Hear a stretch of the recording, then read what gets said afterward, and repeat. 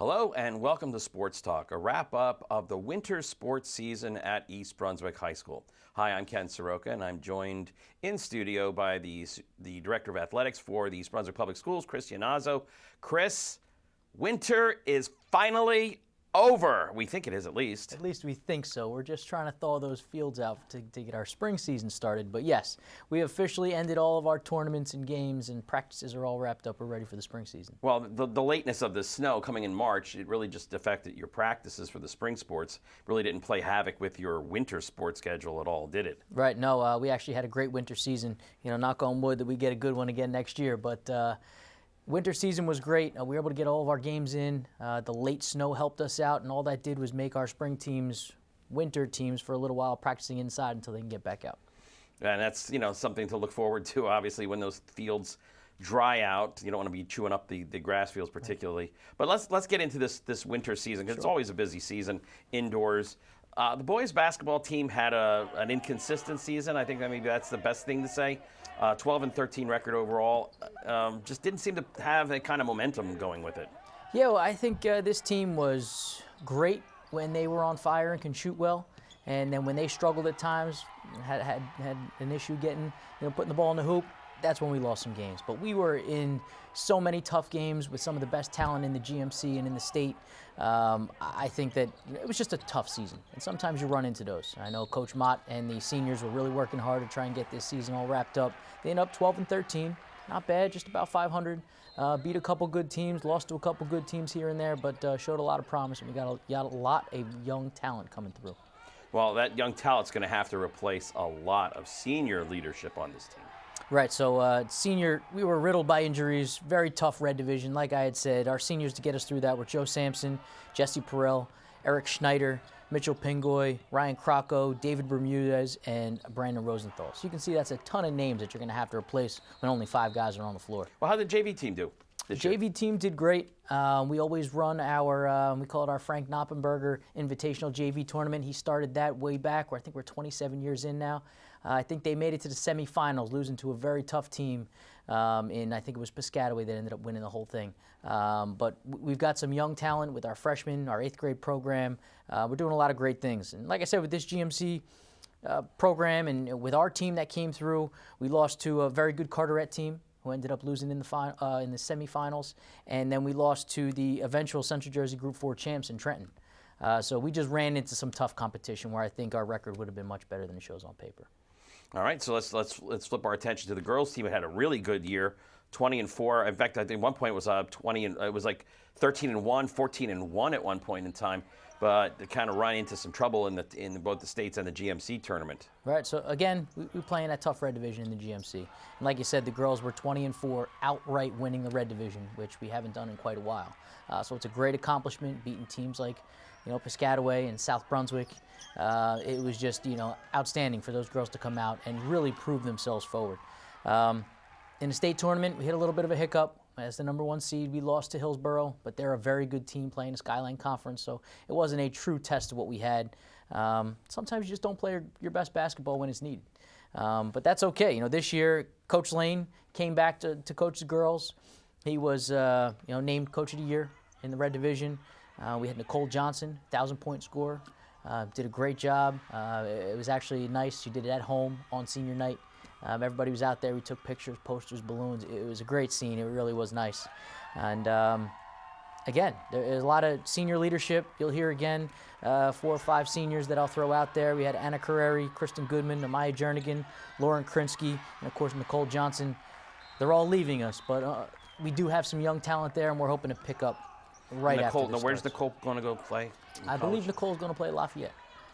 So very talented. She brought a lot for us the past 4 years, along with with Lauren Krinsky, who's going to play soccer at the University of Delaware. So you got 2 great athletes out there. Really, What is it with soccer players and basketball? I'm thinking in my head going back to the early 2000s with Heather O'Reilly playing soccer and basketball. Yeah, yeah, it's great. It's nice when we have our athletes playing more than one sport. It's nice to see them out there and showing off their talents in many different aspects, whether it be on a soccer field, basketball court, our football players are wrestling, or our track athletes that play basketball and soccer and football. It's nice to see these kids just become well-rounded individuals. I remember when I did one of the games, the girls' games this past winter season. I came in early enough to see the JV game, and I want to say the score was, it was the Old Bridge game, was like 50-2, 50-4. It was. I mean, this JV team is talented too. Yeah, the JV team lost in the finals in a tough one in the GMC tournament, that same tournament I talked about. We had some juniors that really, put a lot of effort, sophomores and juniors that put a lot of effort, and Brianna Slawinski and Alyssa Bondi, into our varsity program, so they'll be back. So we see a lot of big, bright future for this basketball program that's already doing a great job. All right, now the cheerleaders don't participate in the spring sports season, but they do in the winter sports season. And plus, on top of cheering for not only the wrestlers and the basketball teams, but they have their own competitions as well. Right, so not only are they 3 days a week for basketball, usually Tuesday, Thursday, Saturday. They prepare for their sideline, they're for our teams, they're there for the Bear Den and the crowd. They do a great job doing that with Coach Olson. They also have to take time and find time to prepare for their competition season. So these girls are a lot more than just our sideline cheer. They do a great job in the competition. They're practicing late nights. They took just a couple of their accolades: third place at Woodbridge, first place at Jackson Liberty, and then they went off to a national tournament and a state tournament where they both took sixth there. And I think just a couple mistakes here and there with the minimal amount of fractional points that you see in cheerleading, we could have been very close to top three. A couple mistakes there, but like I said, doing a great job, led by outstanding seniors Kendall Westbrook, Tiana Vaca, Bano Kotke, and Nicole Carrera. Like I said, they put in countless hours that they really need to be thanked for all the stuff that they do for our teams and for themselves in competition. Now, I don't know if you could remember back, maybe go 15, 20 years ago when ESPN started showing cheerleading competitions, from the collegiate level down to the kind of teenage level with either independent squads or high school squads. And everyone was laughing at the fact that ESPN is filling program time with this, but yet it has become an incredible kind of, it's its own sport. Yeah. Hey, they're great athletes. We're seeing a lot of our cheerleaders now because they're jumping, they're stunting, they're strong, they can hold each other up. They're doing all their tumbling and things like that. They're moving towards programs like track now, where they're able to take those special skill sets they have in long jump, high jump, pole vaulting, where they have their strength. Some of them are coming from gymnastics now. So you're seeing they're just all around great athletes, these cheerleaders. Okay, so let's now move to the swimming pool, which somewhere we told the sophomores where it was in the school, haha. But these are swimmers who have to go other places to practice and to have competitions.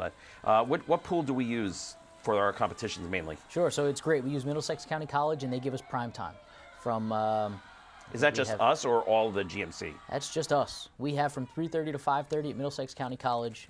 It's great for our athletes because they get home around 6:30, still have time for dinner and their homework, where other teams are starting practice at 6 o'clock, where they may not have the pool every day.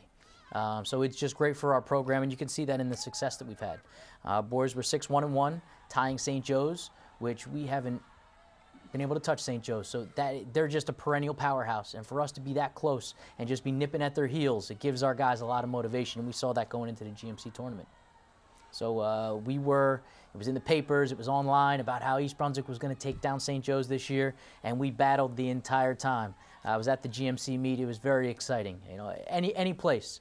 They take so many place winners in every relay and individual event that your depth really counts on how good your team can be. So it was outstanding to watch. The kids were very excited. Unfortunately, we lost pretty close meet, and the boys are excited. They think that they can take them down next year.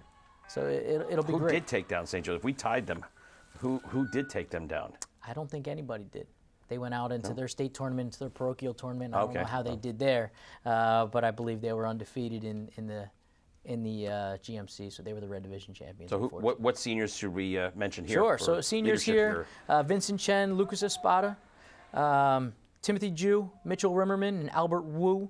We had a ton of swimmers just qualify for the meet champions. So individually and team-wise, our team depth is great. We have club swimmers. It's really a grueling sport. swimming is. Not only do they participate at our practices, but they're going off to club practices and they're preparing for whatever they have to do. And Coach Carney likes to say they get the highest GPA out of all our sports teams. So the amount of work that these kids... Out of some of the senior names you mentioned, I have 2 of them in my AP classes, so a shout out to them.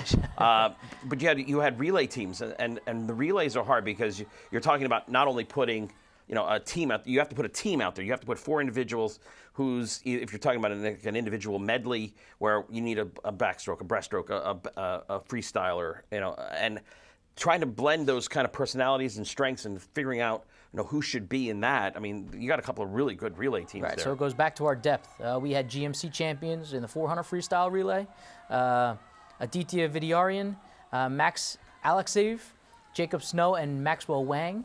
And then also the boys 200 medley relay with Maxwell Wang, Ryan Vandeveen, Albert Chen, and Jacob Snow, GMC champions. So that's great to see. I didn't hear too many of those senior names in there, so those guys are all coming back, and that's exciting for the program. Okay, so let's flip our attention to the girls, who had, again, another excellent year. And again, the girls program doesn't have that St. Joe's component to be battling against constantly. Who's our main competition in the GMC? Their big competition was Bishop R. And I think it was 5 years ago we overtook them in the GMC and haven't looked back. We won our 5th consecutive GMC title. The girls just outstanding, 9-1. Undefeated in the red division. Our only loss came in the state tournament to a very tough perennial powerhouse team. So it was unfortunate, but the girls show a ton of effort. And unlike where the boys had championship relay teams, our girls team really shows about our depth and how great we are depth-wise. We didn't have any individual outstanding champions that were going out and winning, getting all these points for us. We had a lot of seconds, thirds, fourths, and then those lower places to get a ton of our points and just ended up blowing away the competition in the GMC. And the senior leadership here? Sure, so senior leadership, Mansi Despati, Megan Lee, Sarika Malhotra, Sabrina May, Amaya Renzulli, Jenny Wan, and Claire Zhu. So again, big group, but it seems like a lot's coming back. So again, we're looking for another great year. And I have to recognize I have 4 of those names in my AP classes as well. So again, you're talking about the joke you mentioned about the highest GPA of our sports teams. Again, and wonderful students as well as great athletes here for East Brunswick High School. All right, so let's now talk about an outdoor sport that has gone indoors, at least hibernating for 1 season indoors, and that is the track. Sure. You don't have the dual meets. You don't have those kind of large outdoor competitions. All right, so how do you participate in winter track? So you mentioned being inside. Their competitions are inside, but they're outside every day practicing, running in, the rain, sleet, snow, freezing temperatures. Coaches have them bundled up and ready to go so that they can be prepared to compete well inside the bubble. So instead of shot putting, the 16-pound shot, they're shot putting ice Big boulders. Chunks of ice. Yeah, okay. No, the shot put, the high jump, that's all done inside. We let the thrower stay inside, but we do have most of our runners outside. A lot of weight room work, a lot of technique work with the coaches. So it does take a lot of commitment to be a winter track athlete, knowing that you're not going to have a ton of competition. We do try and have some scrimmages with them where we'll bring South Brunswick or Saraville or JP Stevens in and run a modified meet as long as the weather is nice. We try to do that as much as we can, but a lot of it's done in the bubble down in Toms River. So that's where our GMC championship is out in actually Staten Island, and then we go down for our state meet. Hold on. The GMC championship is in Staten Island. Right, so it's actually closer than the Toms River bubble. Yeah, literally. Yeah. I mean, the Outer Bridge crossing is just 7 miles up the road, or 5 miles up the turnpike. It's right there, but it's called Ocean Breeze, a brand new state-of-the-art facility, and they're booked up forever. We do the best we can to get as many meets in there as we can. But yeah, that's where we headed there. GMC relay champions, our boys were GMC relay champions, which has happened, I don't know in how long we've done that. So that was a great effort by them. Well, we'll get back to the girls first. With Coach Sundberg, we had a good champion out for the girls, Chanel Coleman. She was the Central Jersey Group 4 champ in the 200 meters and the 400 meters. She placed top 15 in both of those events in the overall media champions. So Chanel had a great season. I know she was riddled by injury a little bit last year. She's back strong and ready to go. Like I said, it's a grueling season that they prepare outside to compete inside. But the kids have really bought into the program. It's one of our biggest growing programs in East Brunswick. Why doesn't Rutgers, why isn't there anything closer? That you would think a Big Ten university would have an indoor track facility themselves. Yeah, they don't have anything. That's the closest in the area that has seating and everything for us to compete in, and that's where everybody goes. The entire state's down there for their competition, so they're very busy. Yeah, don't want to miss our seniors, Yep. of course. No, of course. Chanel Coleman, Victoria Constantine, Asma Diallo, Carly Giletti, Gabby McSweeney, Sam Proya, and Chelsea Stocky. So a small group compared to the about 80 girls we had out for winter track. So again, future is bright for all of our winter track teams. Okay, and the boys? So the boys, again, Coach DiGiacchino, I believe he was Coach of the Year, named by his peers. Again, no dual meet season, same thing. They took first at the GMC relays, which I mentioned.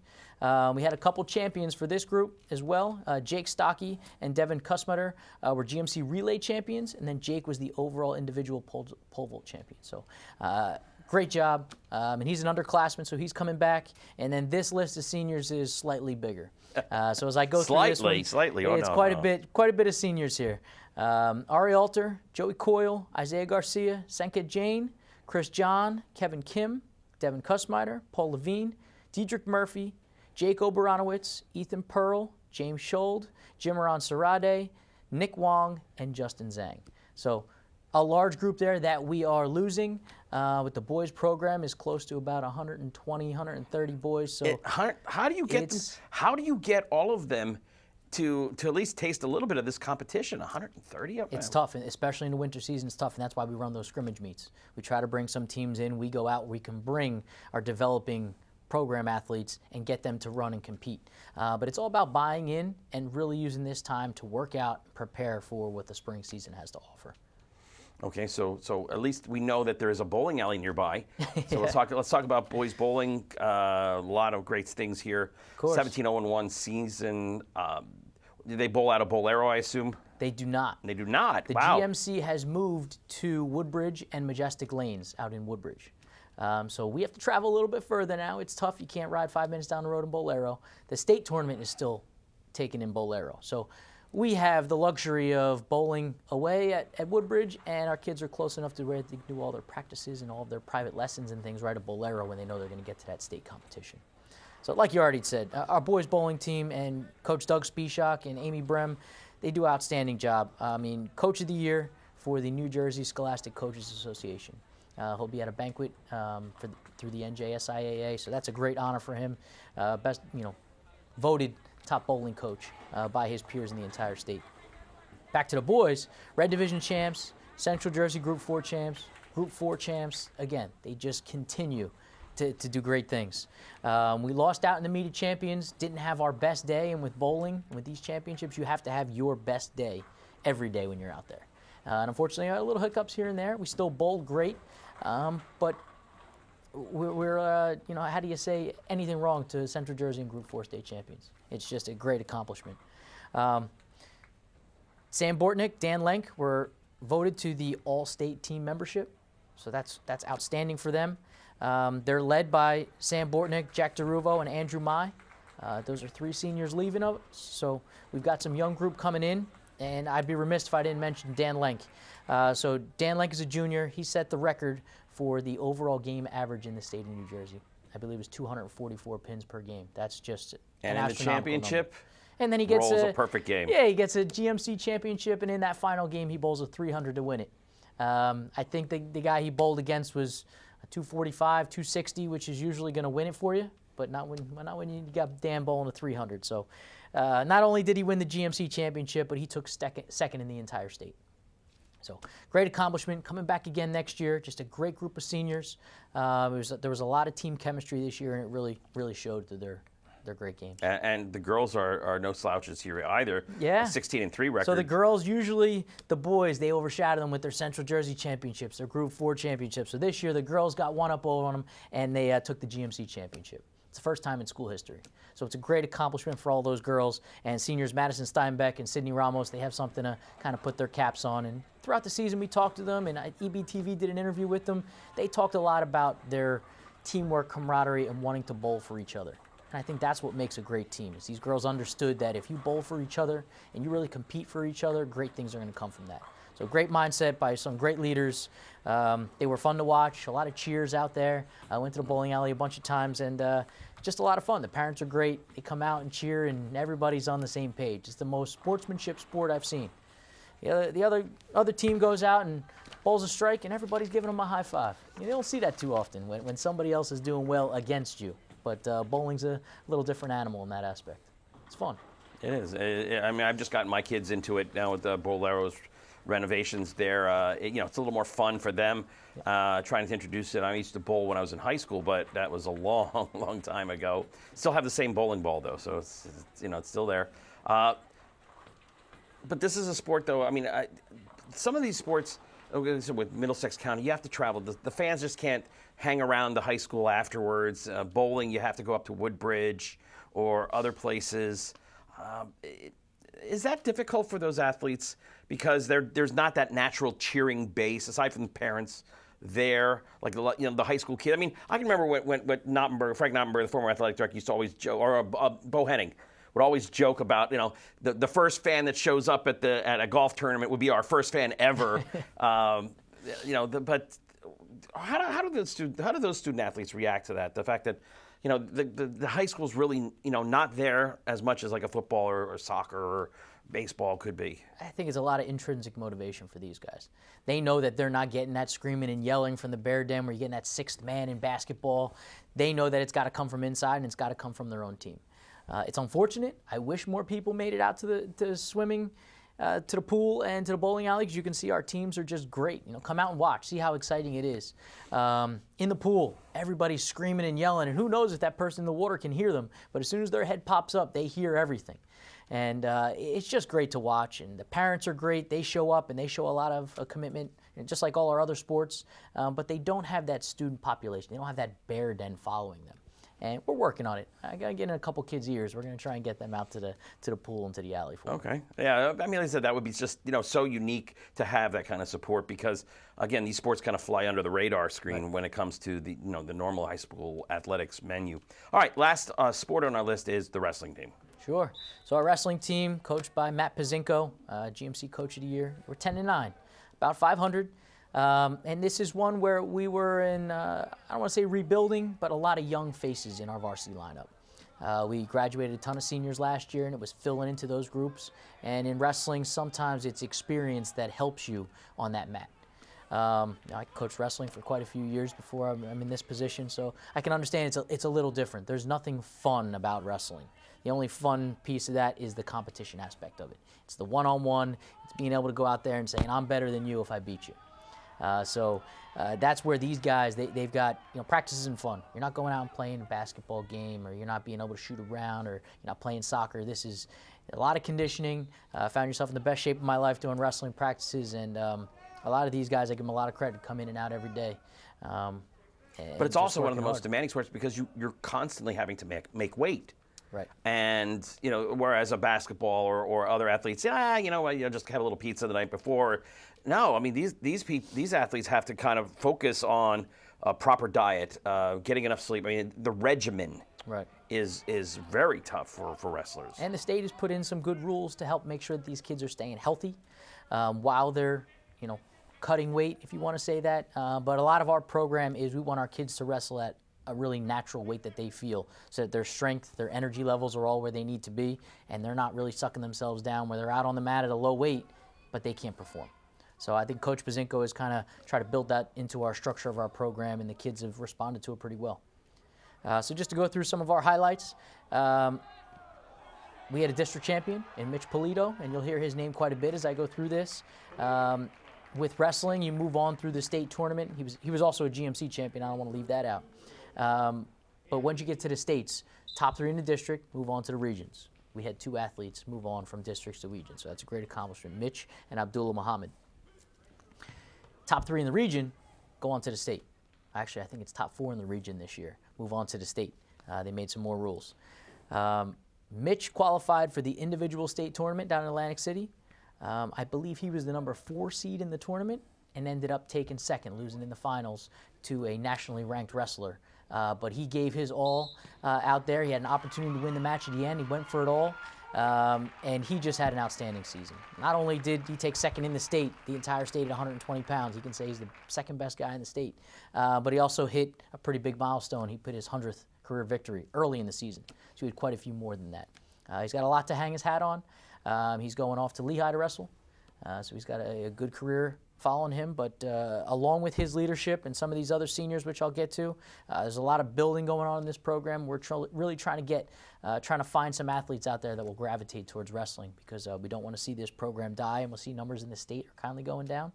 So we want to see a lot of kids out there. If you're tough and experienced and want to give something new a try, give wrestling a shot. And maybe you can get some great leaders like a Webb Farag, Marissa Federico, Dan Matar, Abdullah Muhammad, and Mitch Polito to help you along the way. Marissa Federico. Girl wrestling? Wow. Yes, wrestling's a co-ed sport. You do see a small amount of girls involved, but there are some girls involved in the state of New Jersey. So yeah, Marissa's at a program. She got hurt, I think, her sophomore and junior year, but back her senior year to really wrestle hard and do good things for us. The attention that wrestling has paid here at Rutgers, Penn State winning their seventh. It was the seventh in a row national championship at Penn State. Quite a bit. Yeah, I mean the Big Ten and wrestling, Iowa, Nebraska, those powerhouses. I mean, there is a buzz about that around here, at least with the Big Ten influence. Yeah, New Jersey is one of the best wrestling states in the country, and we like to boast that, and along with Pennsylvania and Iowa, that's out there. But if you watch through the national, when they have these national tournaments for wrestling, a lot of these names are from New Jersey or Pennsylvania or surrounding towns. So a lot of our kids move on to do great things, and we had John Schlafer, who just is graduating from Princeton, who qualified for his 4th NCAA tournament, which is crazy. So you'll see, coming from East Brunswick, we got a lot of great talent. All right, with our remaining minute or so, what can we look forward to in the spring? Spring, another great season for us. We always put out great track program, volleyball, softball, baseball. Come out and see us. Our tennis program will be ranked in the state. They're very good with a brand new coach this year. Come out to the fields. EastBrunswickAthletics.com. It's pretty easy to remember. Check our schedule, see when we're home. Come out and check the guys out. Check the girls out on the track, out on the baseball field, the softball field, whatever you got. We got great facilities. We'd love to have you out. And we'd like to take this time to thank the EBTV technical crew. They come out in all 3 sports seasons to broadcast these games to you. They spend hours doing that and then putting the videos together here like our show right now. So give them a shout out and a thanks for that. For Chris Yannazzo, I'm Ken Saroka. We'll see you out on the fields this spring.